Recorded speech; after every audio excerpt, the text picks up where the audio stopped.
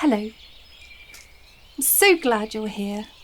We left Thimble in the darkened forest last time. I don't really like leaving her in there, but she's got to find her own way out. Thankfully, we haven't had any more snowstorms in our realm. Although things have been shifting and I feel change is afoot. Anyway, let us see if Thimble makes it out of this forest. The forest stretched on and on in front of Thimble. With every step she took, she could see its dense undergrowth grow thicker and its leaves grow darker.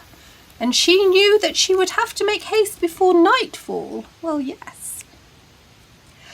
I can't help feeling as though I'm not alone, she said to herself. And at that very second, the sound of the banging started once more. Only this time, it was much, much nearer. I know. She could make out a sort of tune, and then faintly in the distance, the sound of voices chanting.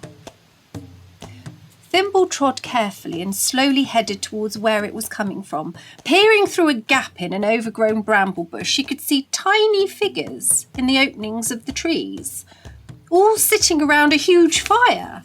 She moved a little closer to get a better look and saw that they were indeed hunchback pixies, just like the ones she had seen in books. Their rough skin and pointed hairy ears had always fascinated Thimble as a child, not to mention the very odd-looking hump that each one carried on its back. And although she had never read anything good about these creatures, she was desperate to get a closer look. Goodness me, Thimble! She got as near as she dare, just enough to make out what their chants were. Creatures gather, hobble-dee-doo, waiting for tasty fairy stew. Creatures gather, hobble-dee-dee, it won't be long before fairy tea. They sang and Thimble gasped. Goodness, she whispered, they must know I'm here and are preparing a special meal. I must say I am rather hungry and fairy stew sounds delicious. Oh dear, dear, dear. And she was just about to break her cover and introduce herself to the hairy crowd when there was a voice behind her. Hide, Thimble. Do not question me. Do not speak. Do not make a sound. And for some reason, Thimble knew she had to do just as the voice said, and she scrambled under a hedge. A few moments later, 2 hunchback pixies came along the path where Thimble had been standing. Unable to see the little fairy curled up under the bracken next to them, they stopped. Well, I don't think she's coming. And I'm too hungry for leaf stew again tonight, said the bigger one of the 2 hunchbacks, as he stroked his round belly with a big hairy hand. I want fairy stew, said the other one, who was thinner and short. They paused at Thimble's feet, and she managed to get a really good look right up their noses. They were certainly as ugly as she had remembered them to be in her books, and she was now somewhat unsure if she wanted to join them for tea at all. Come on. The spider said she was here. We'd best keep looking, said the bigger of the 2, scratching his hairy chin with a long black hairy claw, before they both disappeared into the forest again, back towards the fire with its gathering. Thimble remained frozen to the forest floor and wasn't sure if she should move yet. Hello? She whispered timidly, slowly looking around her, but there was no answer. All she could see was bracken and branches, pulling at the cotton of her clothes. Thinking that she must have just imagined hearing the voice, she climbed out of her hiding hole to continue on her path. And then the voice spoke again. Do not venture further on this path, fairy child. Do not be fooled by what others have told you. But Thimble could not see anyone near her and was now very puzzled as to where the strange voice was coming from. "Hello? Who are you? Are you there?" whispered Thimble again, and she could hear faint giggling through the trees. Then, as if a candle had been lit, a small light floated around Thimble's head before resting on a branch. "I am here, Thimble," said the voice. "We were expecting you to have reached the other side by now. We are woodland spirits and mean you no harm.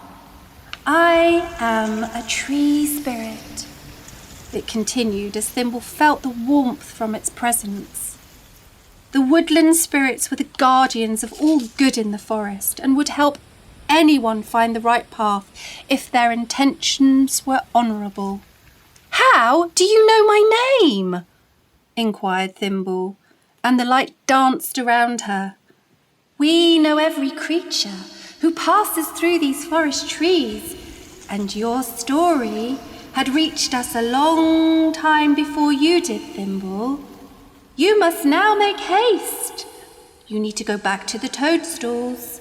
There is the exit you are looking for," urged the tree spirit. How very confusing this all seemed. When Thimble had first gone that way, she was told to come back this way. Now here, she was being told to go back again. How very strange. Double the spider had said this was the best way to come, she said, interested to see what the tree spirit had to say. There were no more giggles through the branches. "Oh, Thimble, Double and Trouble are here to guide unsuspecting souls into the stewing pots of the hunchback pixies. Do not listen to their words. The toadstools are the last peaceful occupants who live here. They are the descendants of the green spirits of Rocher and have called this forest home for over 200 millennium moons.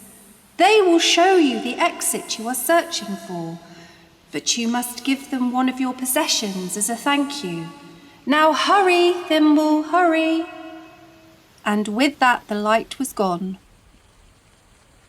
Thimble felt very betrayed and rather silly for not only trusting the spiders, but for giving them so much of her valuable time. I know. Of course, now was not the time to be dwelling on things, and she headed back as fast as she could to where she had first found the toadstools near a clearing by a big tree. Double was weaving a huge web and seemed quite shocked to see Thimble back again so soon, and almost fell off his needlework. "Fairy girl, why are you back? What happened?" he quickly inquired, but Thimble was now feeling very cross and not prepared to have her time wasted again by his spider-spinning web of deceit. "I am not compelled to answer you, Double. I am here only to reach the exit of the forest," she said, walking straight past him to address the toadstools. "Ah, well, I don't think you want to be doing that, fairy girl," said Double, but Thimble ignored him. Clearing her throat, she began to speak to the sea of colour. "I am Thimble, and the tree spirits of the dark forest told me that you would show me the way," she said in her strongest voice. At first, nothing happened, but then very slowly, the toadstools began to move and turn, and as each one turned, it revealed a little face underneath a perfectly formed toadstool hat. "We are the green spirits and descendants from Rocher," said one.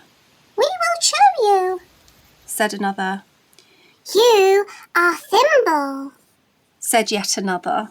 Thimble was most relieved that what she had been told was finally the truth.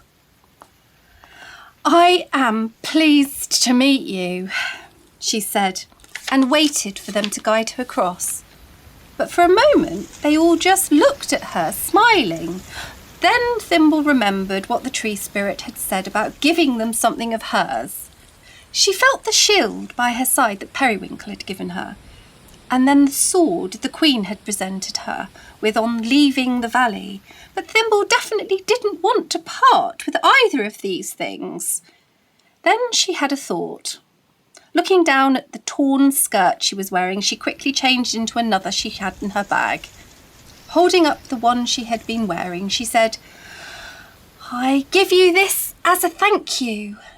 And there was a huge gasp from the toadstool people, followed by a big round of applause accompanied with, "Yes, of course." and "Thank you, Thimble." the colourful hats slowly parted, making a pathway that Thimble was able to walk through without harming a single head. Far in the distance she could see a small glow of light between the trees grow bigger, and she continued to lead through the forest by the path of the little green spirits. She could see it was the exit that was at last in her reach. "Be brave, Thimble," she could hear them say. And for the first time since leaving home, Thimble did feel a little bit braver and very, very relieved to have made it through the blackened forest. Oh, well, I feel quite emotional and proud of her. And those are the calling birds. Actually good timing today, birds. Well, as we leave our brave Thimble, I wonder where she's going to go next. Goodness, I'm actually very proud. I know you shall want to come back. Till next time, take care. And remember, don't stop believing, especially in you.